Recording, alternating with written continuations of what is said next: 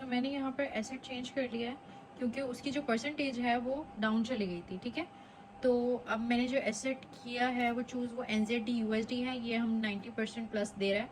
यहाँ पर मैं अपनी ट्रेड जो है वो एनालाइज कर लेती हूँ। फर्स्ट ट्रेड हम लेने लगे लाइव, ओके।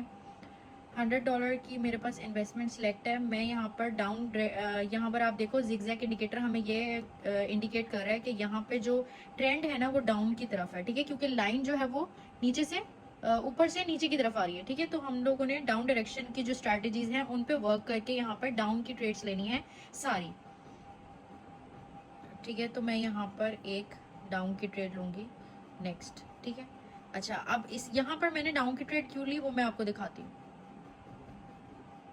70% चांसेस हैं इस ट्रेड की विन होने के, ठीक है। अगर ये लॉस होती है तो उसका ऑल्टरनेट अभी से मेरे माइंड में है, यानी कि अगर ये लॉस होती है तो ये कहाँ तक जाएगी, जो बायर्स हैं वो कहाँ तक हिट करेंगे।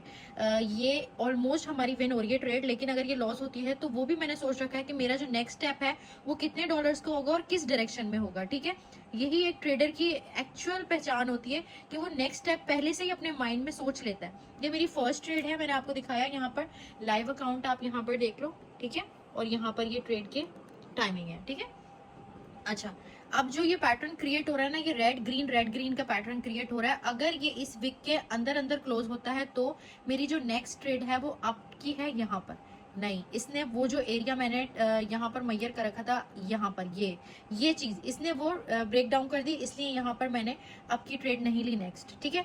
तो यही होता है कि जो स्टेप हम लोग उठाने वाले होते हैं वहां पहले ही हम लोग, यानी कि आपको तो अभी यहाँ पर जाके और आप ओपन करोगे और हॉरिजेंटल लाइन लगाओगे, ठीक है। और यहाँ पर आप हॉरिजेंटल लाइन आपने लगा ली, ठीक है। आपको मेरे दिख रही होगी स्क्रीन पे येलो लाइन, अभी आपने यहाँ लगाओगे और उसके बाद आप सोचोगे कि यहाँ से यहाँ तक ये होगा तो हम ये करेंगे, लेकिन हमें इतनी प्रैक्टिस कर करके इतने यहाँ पर एक मतलब प्रॉपर एक मेजरमेंट होती है हमारे पास कि यहाँ से अगर ये क्लोज करेगी नहीं तो यहाँ से ये हम ये स्टेप लेंगे।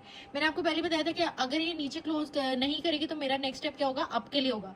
अब देखो ऑलमोस्ट कैंडल यहाँ पर कौन सी बन रही है, अप की बन रही है, ठीक है। यानी कि ग्राफ देख देख के इतना ज्यादा हमारा माइंडसेट एक स्ट्रांग हुआ है कि हमें पता होता है कि नेक्स्ट मूव चार्ट का क्या हो सकता है और इसके कितने परसेंट चांसेस हैं।